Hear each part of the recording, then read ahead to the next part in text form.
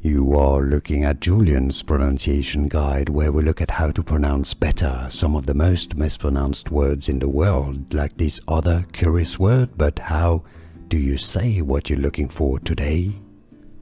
Let's learn once and for all how to pronounce this word, which is a generic word to designate a chili pepper, a hot chili pepper in Italian. If you want to learn more vocabulary from Italian cuisine, stay tuned, I've got more videos for you.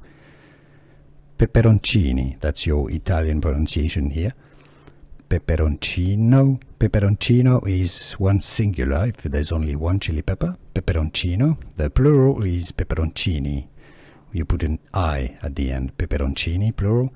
Peperoncino, or in English, pronunciation, how to pronounce peperoncino. Here are more videos on how to pronounce more confusing words and names too many mispronounced. Like this video if you found it useful. I appreciate your support. I'll see you soon and thanks for watching.